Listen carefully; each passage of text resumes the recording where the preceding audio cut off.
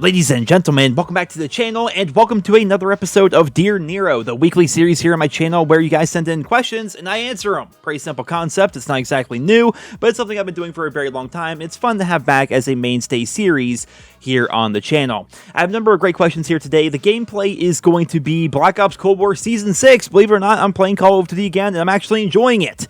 It's weird, right? It's like Cold War is enjoyable because it's over, if that makes any sense, because all the maps are out, essentially all the guns are out, all the content is there. Dark Matter still doesn't work properly, but all the stuff is there, and we don't know what's going on with the seasonal prestige system. We don't know exactly whether or not they're going to make it so they're going to reset our stats when Vanguard comes out, and then make it so we can level up our overall Call of Duty account within Warzone, Modern Warfare 2019, Vanguard, and Cold War. We don't know if that's true as of right now, but yeah, I mean, if that's not true, then everything we actually do in terms of leveling will actually count, because it's not going to be simply reset in a couple of months, but it may be. We have no idea. But yeah, been enjoying playing the game lately. Enjoy the gameplay here on what's called Deprogram, as well as a number of other random maps and stuff like that. Typically, Dear Nero is a longer video, so buckle in, sit back, relax, and enjoy. And lately, we've been starting things off with like a bit of a personal update, a bit of a health update, a bit of a sobriety update when it comes to me. And I will say this past week has been the toughest week.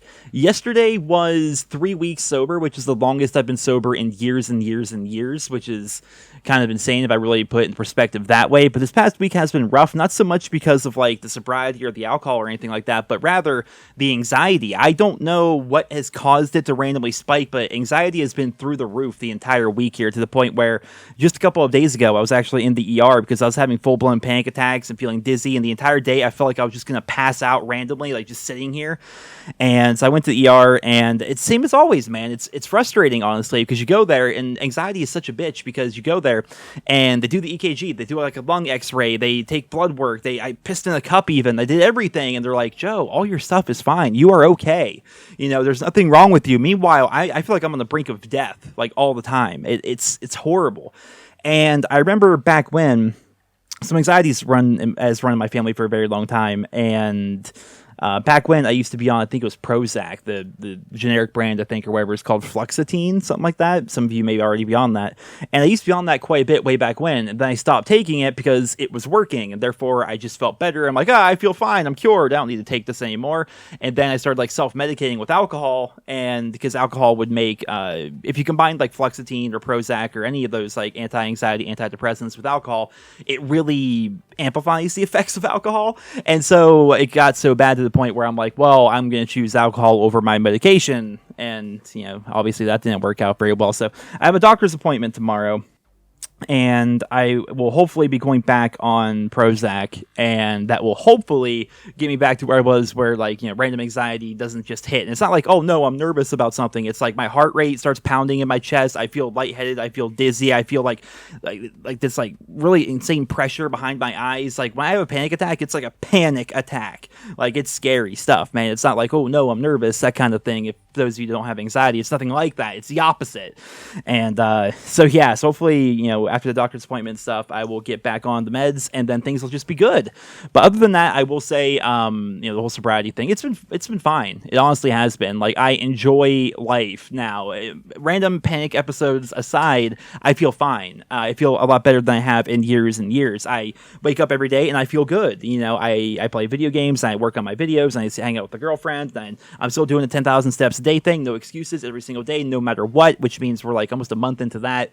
Over 3 weeks, we're getting close to a month into that, every single day of doing 10,000 steps. So it's been enjoyable. It has been. It's been good. I'm in a really good place mentally. It just, I need to get past like this whole like panic episode thing, because it is almost every day. And honestly, it's not like, oh no, I'm gonna, you know, I should drink to numb it or anything. It's like, no, I want to, you know, find the source of this and fix it, rather than just try to self-medicate it, because, you know, every single day having another episode of some sort where it's like, oh no, I feel like I'm dying. It gets old. It gets insanely old. But going to the ER and like having them do all those tests and stuff definitely have helped, because it's like, Joe, your heart is fine. Here's an X-ray of your lungs. Your lungs are fine. You're not dying. You know, your blood work is all fine. I have the blood work like next to me here. I can see like all my levels of everything are just, it's all normal. It's all like in your head, you know, and that's, you know, mental illness is not exactly a good thing. But I'm sure plenty of you guys can relate to what it's like to have panic episodes and things like that. And there's my dog yawning. You're probably hearing that periodically throughout the entire episode. For some reason, whenever he yawns, it's a very high-pitched noise that he does. So if you hear that, it's not you. There's no one behind you. It's my dog. But with that out of the way, guys, let's go ahead and jump into the questions here. I have, 1, 2, 3, 4, 5, 6. I would call that roughly 15 or so questions here. And I think they're pretty interesting. So let's just jump right into it with the first question coming in from Ian, who writes, Dear Nero, I know you're not much of a Warzone guy, but what do you think about the new anti-cheat announced? I have a feeling it won't work when it launches because it's Activision. Well, Ian, that's basically what I'm feeling too. I mean, I like the fact that they're going whole hog essentially with this entire anti-cheat. There's my dog again. I don't know why he makes that noise when he yawns, but I think they're gonna be going whole hog with this anti-cheat, and that's good. They're gonna be trying this. I have no false pretenses that this is going to be working right from day one. I feel like it's going to be a situation where right from day one, Warzone and Vanguard, the anti-cheat is going to be there, and there's going to be some sort of workaround for the anti-cheat, and it's going to be big news on day one about how the anti-cheat does not work. Then they're going to be scrambling and panicking to try and fix it. Then they're going to fix that, and then something else. They're always going to find a way to work around the anti-cheat. That's basically how I feel, so it's going to work. Will this reduce the number of cheaters in Warzone and in Vanguard? Sure, I think it will to an extent, but the cheaters, it's not going to be a cure-all. There will always somehow be cheaters in the game, and they're always going to go around it. And just because they're making such a big deal about their anti-cheat and the fact that we're talking about a multi-billion-dollar company that has not had an anti-cheat up until this point is obscene. So I feel like people are going to make big news out of it. Every time a new hack or a new cheat gets around this new anti-cheat, it's going to be pretty big news, at least for a while. So expect lots of news regarding that and how the anti-cheat doesn't work and how it does work and how sometimes it works, and you're going to be hearing a lot about it over the course of the coming months. The next question is going to be coming in from Mark, who writes, Dear Nero, do you think that Vanguard's new combat pacing system will become a permanent fixture in Call of Duty moving forward, or will it just be part of this year's game? Seriously? 3 yawns in a row, my dude? Are you okay now? I swear, it's why is he yawning so much? It doesn't even make any sense. But do I think that Vanguard's new combat pacing system is going to become a permanent feature in Call of Duty going forward, or is it going to be part of just this year's game? It really depends. It depends on how popular it's going to be. I have a feeling it's basically just going to be a fixture within this year's game, similar to how War was a fixture within Call of Duty World War II.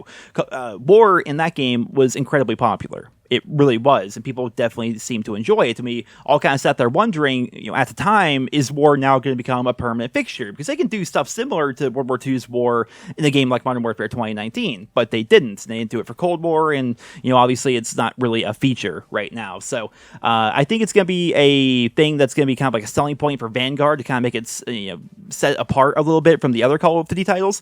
And I also think it's going to be something that they're experimenting with. They're going to definitely see if people really enjoy that kind of feature, because they tested a little bit with the ground war game mode in Modern Warfare 2019, then they tested a little bit more with things like Fireteam 30 Bomb in Cold War. So they're trying out these big team modes. Maybe they are actually leaning more towards making COD like a big team mode similar to Warzone, because Warzone is the golden goose. But as of right now, we really don't know. So I think it can be fun. If you're playing 16 on 16 or 24 on 24 on Red Star, that can be enjoyable, and that can be a nice way to complete challenges and level up your guns and get camos and things like that. But will it become a permanent fixture? We have no idea, but I'm definitely interested to see how the system is going to actually play when the game fully comes out, because what we saw during the beta was a very small glimpse towards that. So yeah, we'll definitely have to wait and see how things are going to play out. The next question is going to be coming in from Scrumptious, what a name, who writes, Dear Nero, how does it feel now that the Browns are actually winning football games? Well, it feels good. They're not winning as many as I feel as though they should. They keep kind of giving their games away. I mean, how do you put up 42 points and still lose? They should have beat the Chiefs even. They definitely gave it away with 3 terrible turnovers. But it feels good that the Browns are finally winning. If you guys don't know, I am a Browns fan. I'm from Pennsylvania, but I'm a Browns fan.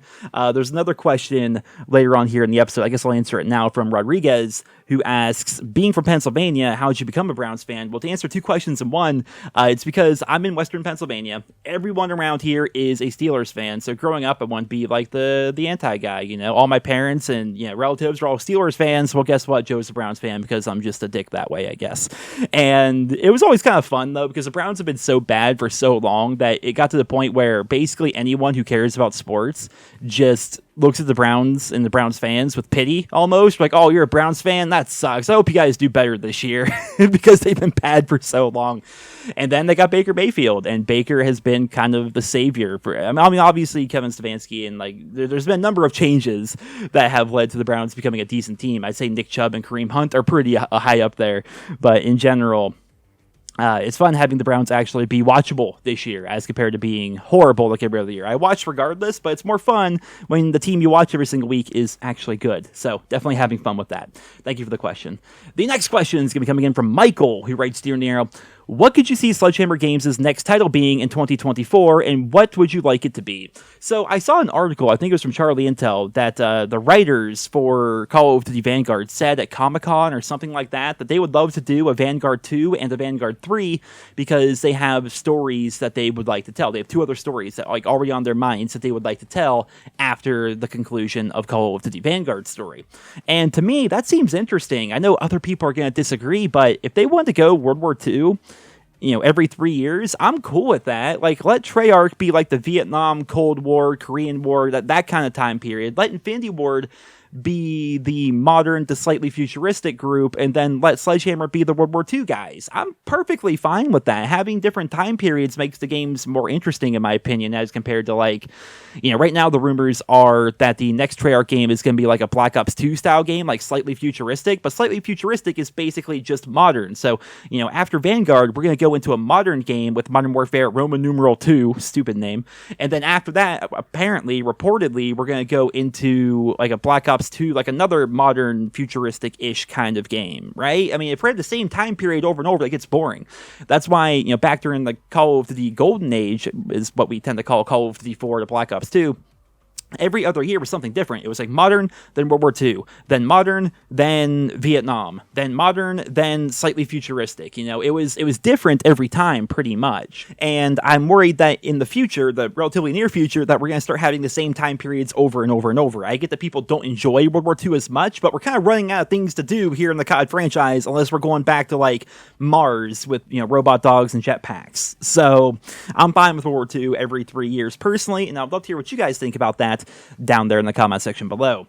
The next question is going to be coming in from Hayden, who writes, Dear Nero, with the recent anti-cheat news, if they somehow manage to make it work for the Golden Age COD titles, do you think that we would see players come flooding back? Ain't ever happening, just find it funny how they care so much about cheating nowadays.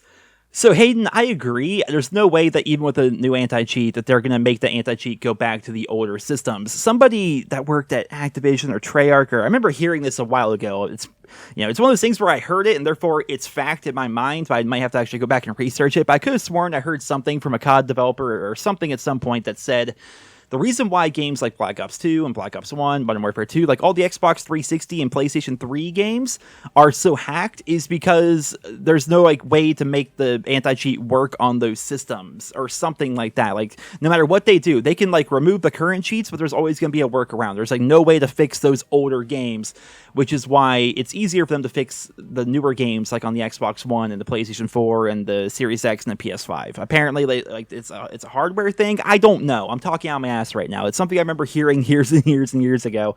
But yeah, they wouldn't invest that much time or effort into the older games because they don't make money.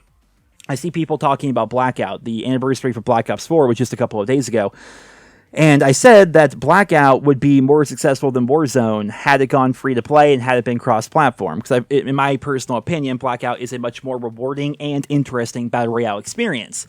And people tend to agree with that, right? And they're like, well, why can't they just go back and retroactively add those things into Black Ops 4 and into Blackout? In theory, they could. I mean, I don't know, but I feel like they could. But the reason why they won't do that is because they don't want to spread the player base too thin. Right now, the idea for COD is forget the older games. In fact, forget the current game if the new one's coming out. All we care about is what's coming next and Warzone, right? They want to funnel as many people into Warzone as possible. They want you buying as many skins as humanly possible, which will likely be the topic of tomorrow's video.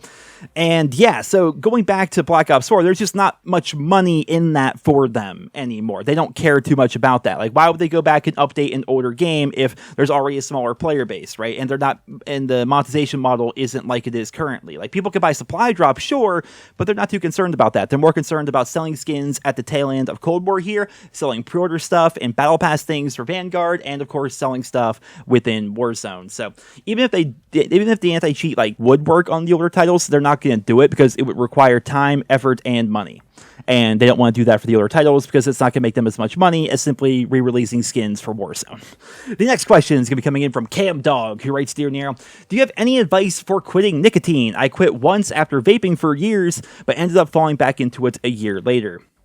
So nicotine, it's rough, man. So I got COVID, I quit drinking, and I quit smoking like all at the same time. Like it was, which might be one of the reasons why my anxiety is spiking so much. But quitting nicotine can be pretty hard at first, and most people tend to wait until it's almost too late to quit. Like they already quit when, you know, their lungs are already shitty and they're terrible and their teeth are all yellow, and like, don't wait to that point, right? Eventually you're gonna get to a point where you're gonna start feeling shitty from smoking. That's how it works. Even if you're vaping and stuff like that, eventually you're gonna start feeling shitty, and use that as motivation to quit. The way I would recommend going about it is when I went from smoking cigarettes and stuff, I went from that to vaping, and the vaping I never liked. Like, I don't know, something about the vaping made me feel worse, probably because I was hitting it too much, I don't know. And then from there I went to the nicotine lozenges, and lozenges did work for me. Everyone's different. Gum never worked for me because when I have gum in my mouth, I want to chew it like gum. I don't want to chew it once or twice and park it in the side of my mouth.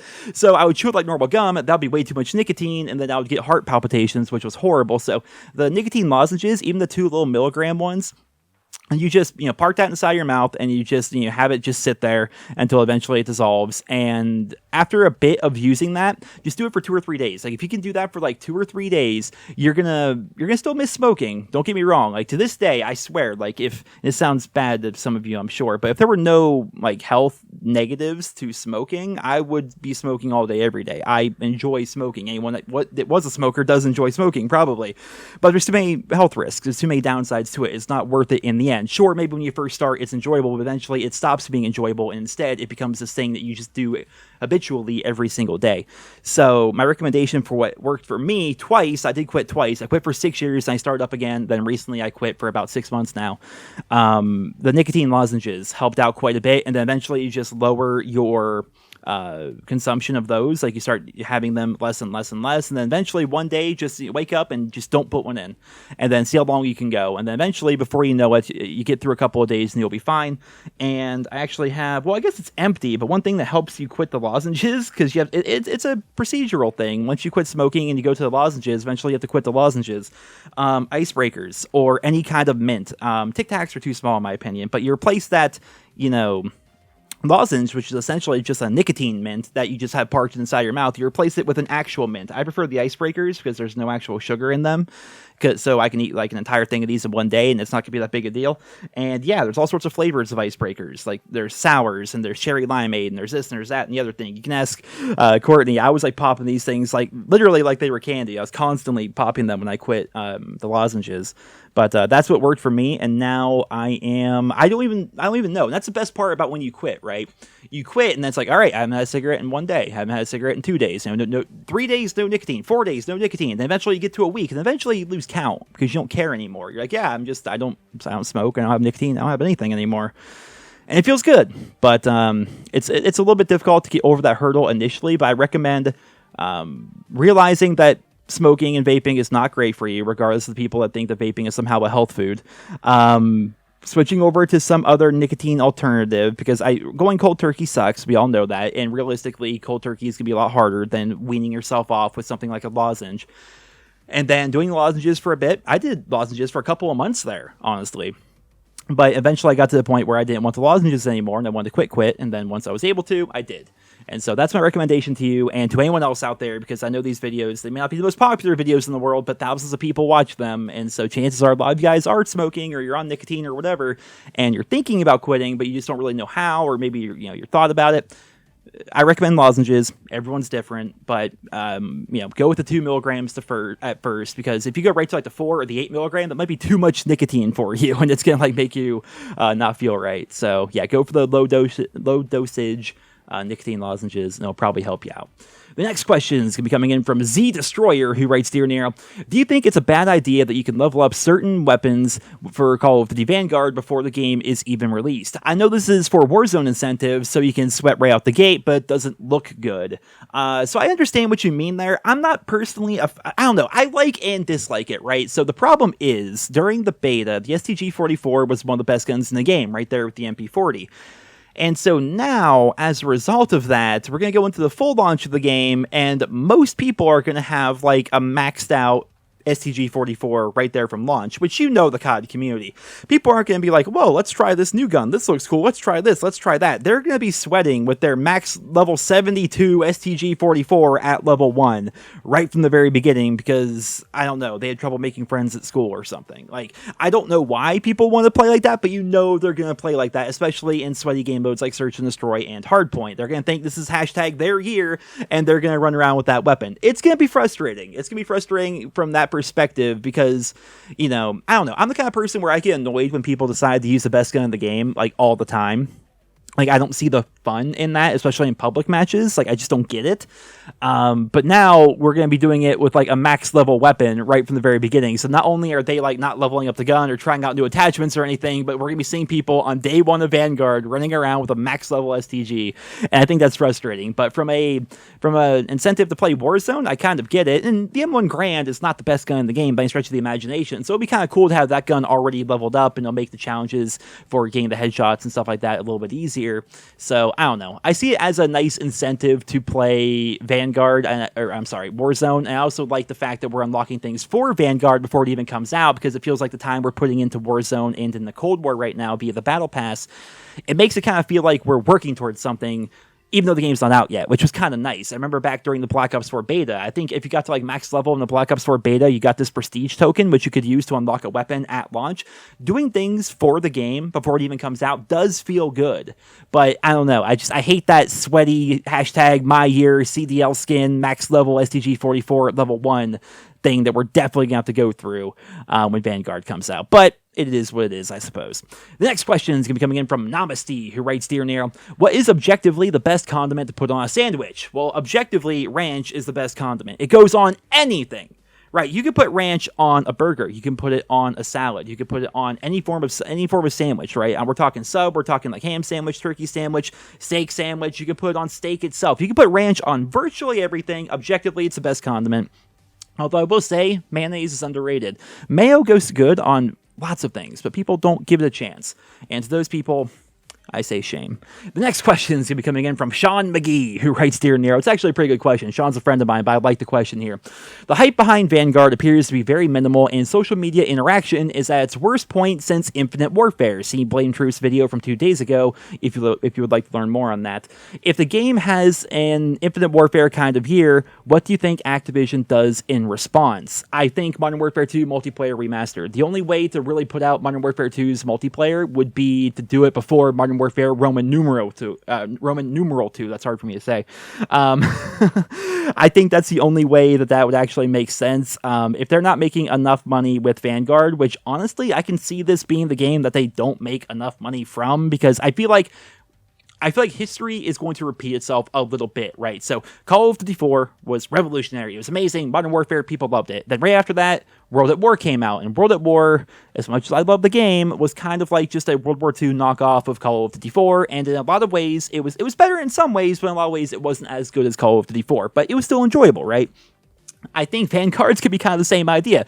Vanguard is basically Modern Warfare 2019, but in World War II. And I hate to put it in such simple terms, but that's basically what it is, right? And a lot of people, despite the fact that I'm not one of them, really like Modern Warfare 2019, especially like Search and Destroy and different aspects of that game, and the fact that it's like very similar to Warzone, and so on and so forth. So, as a result, I can see people going back to Modern Warfare 2019 or spending more time on that game than they do in Vanguard. And should that be the case, Vanguard they're going to do something to either make Vanguard amazing, or they're going to basically just kind of abandon Vanguard and the idea. They're not going to support it nearly as much, and then maybe put more focus into retroactively adding content into Modern Warfare 2019, Cold War, and Warzone, which would be sad in my own personal opinion. But then again, I suppose Warzone is going to be set in the Pacific. It's going to be a World War II themed Warzone, so maybe that's going to get more people wanting to try out Vanguard, but there's a lot that can happen. I think they're going to have to either go all out with post-launch content with Vanguard to make it interesting, or they're going to abandon it and go with either Modern Warfare 2 multiplayer remastered, or go back to posting content, or making content rather, for Modern Warfare 2019. There's a lot that can happen. I have this feeling, and obviously as a content creator and a YouTuber, I don't want this to happen, but I have this feeling that Vanguard's not going to be very popular this year, but we'll have to wait and see how things are going to play out. The next question is coming in from Christian, who writes, Dear Nero, what's your favorite Cold War map, and what's your favorite Cold War assault rifle? So, quick question here. The Pines is my favorite Cold War map, especially as an original map. The Pines is amazing. It's a mall in the 80s. It's beautiful. I love the Pines. I'll be talking about that map for years to come. It is awesome. And overall, my favorite assault rifle, before they nerfed it, it was the FAMAS, or what's it called? The FAFAR in this game. That was my favorite, but it's been nerfed so hard, it just isn't good. As much as I want it to be good, it just isn't. And so, as a result, I'd say right now, the FARA is probably my favorite assault rifle. It's super fun. Although I will say, I've not yet unlocked the Galil. I'm like one tier on the Battle Pass away from unlocking the Galil. And chances are I'm going to love the Galil, regardless if it's good or not. It's the Galil, right? So I'm definitely going to rock that. But right now, I'd say the FARA is my favorite assault rifle, and the Pines is definitely my favorite original Cold War map. The next question is coming in from some guy, it's actually his name, who writes, Dear Nero, given that yesterday, when I copy and pasted the question into my notepad here, I forgot the first letter of the sentence. I'm like, Ivan? What does that even mean? But his question is, given that yesterday was the anniversary of the release of Black Ops 4, what are your top 5 original maps for that game? No remakes, just launch maps. I ask because I thought the maps were pretty great, and Black Ops 4 didn't get the respect that it rightfully deserves. So I agree that Black Ops 4 did not get the respect it rightfully deserves. In my own personal opinion, Black Ops 4 is a top 3 COD of all time when it comes to multiplayer. Well, I guess when it comes to everything in general, because between multiplayer, zombies, and Blackout, there was so much to do. I enjoyed the game. I put so much time into the game across all the game modes. Black Ops 4 was incredible, but I will say the original maps, especially at launch, were not amazing. It was the core gameplay and the specialists and stuff like that that made the game for me personally. But my top 5 maps that were original at launch for Black Ops 4 would be Seaside, Gridlock, Icebreaker, Contraband, and Hacienda, with Seaside being my own personal favorite. The next questions can be coming in from IHAB, I believe I pronounced that correctly, who writes, Dear Nero, do you feel like games nowadays, especially new ones, are getting boring really quickly? Because I feel like games are getting much more boring over time.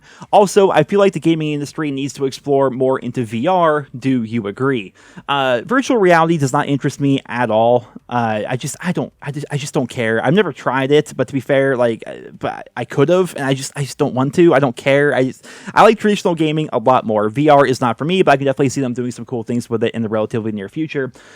Games nowadays being more boring, yes and no. It depends on the game. So certain games come out and they are absolutely incredible, whereas other games come out and it's very clear that it's falling into this category of being a quick cash grab. And Call of Duty, I think, is a great example of that. So in Call of Duty, they release a beta. The beta is incredibly buggy, and you think to yourself, well, the beta is not going to be fully reflective of the entire game when it comes out. But then the game fully comes out, and it's just as buggy as the beta. And then 6 months into the game's life cycle, eventually all those bugs and all those problems are mostly fixed. Not always. Look at Black Ops Cold War and the fact that Dark Matter still doesn't work. We are 11 months into the game's life cycle, for crying out loud. Maybe even 12 months. Did that game come out in October? I can't remember. But regardless, so stuff doesn't always get fixed. You have to wait like 6 months into the annual COD lifecycle before the game starts feeling somewhat complete, and then, you get to the point where you're at Season 6 like we are now, and the game actually finally does feel complete.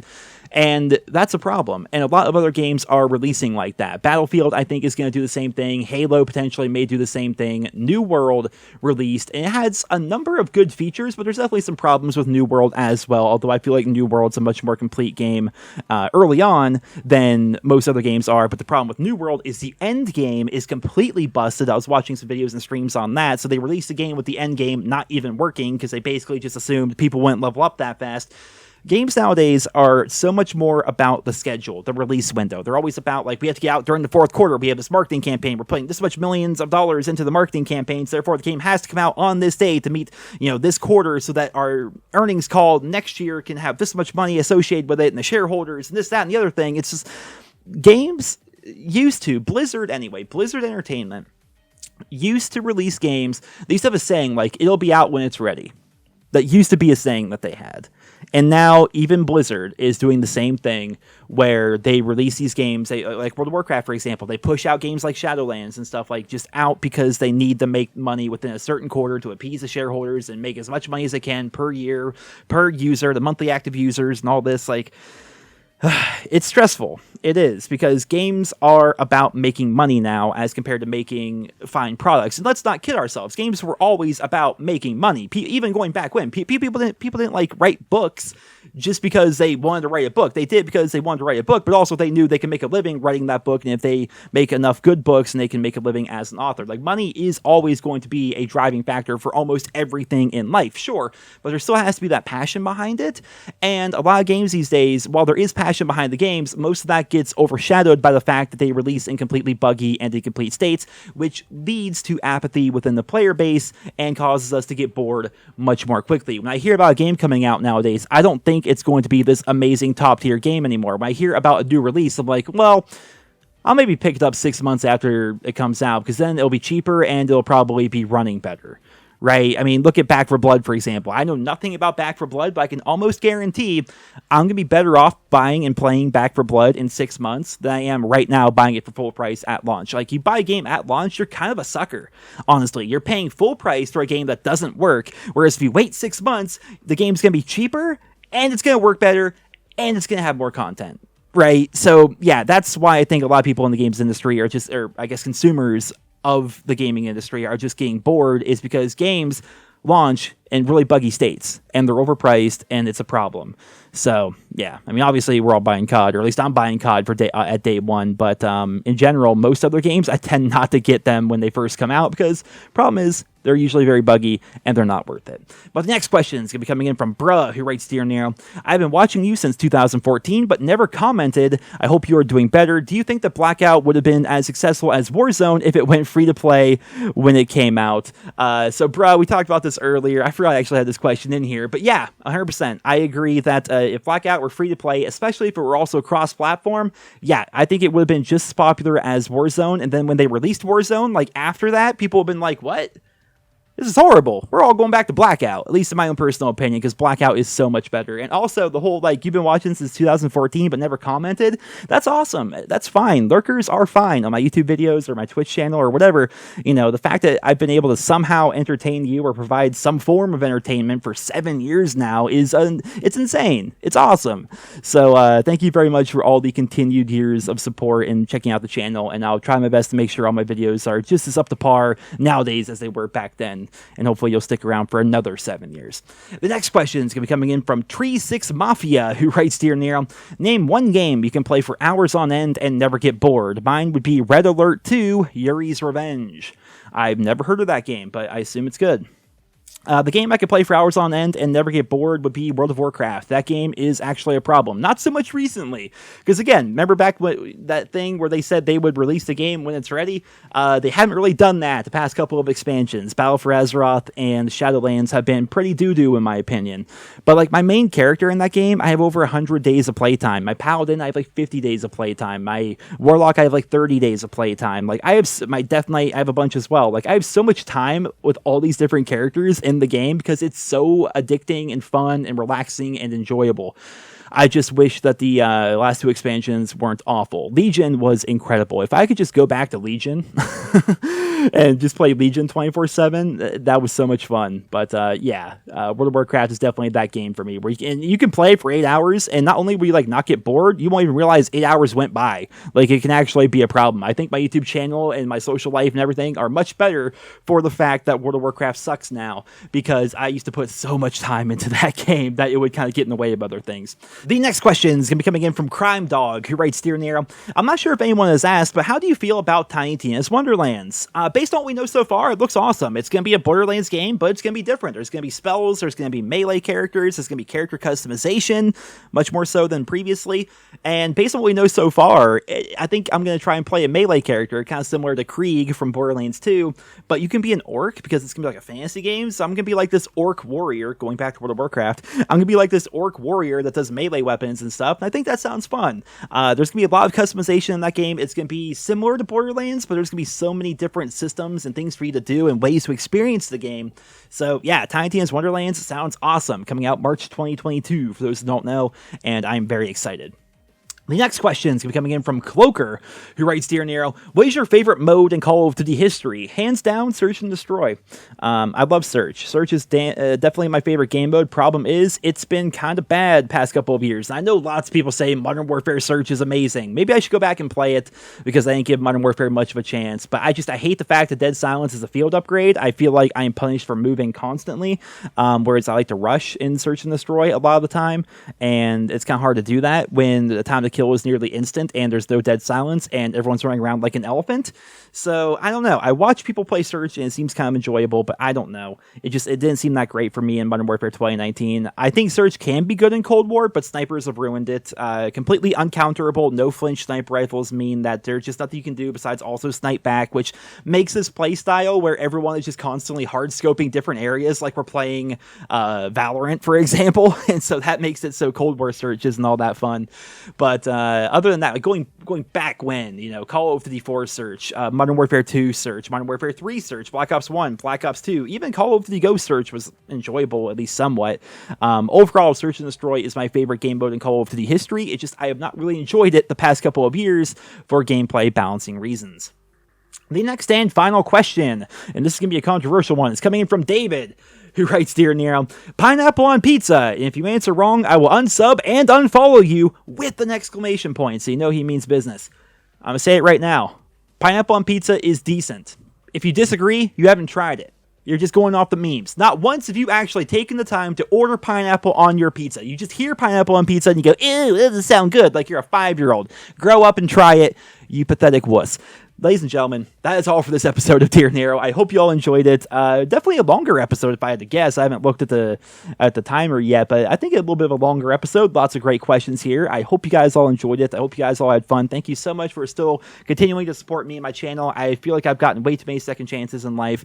I definitely do not deserve the following and the supportive viewer base that I have here, but you guys are incredible. I look forward to making Dear Nero every single week. Hopefully you guys enjoy watching it every single week, and thank you guys so much for the continued support on the other videos I post throughout the week, because it's been really fun getting back in the COD, playing COD again, being sober, enjoying the game franchise that I love so much again.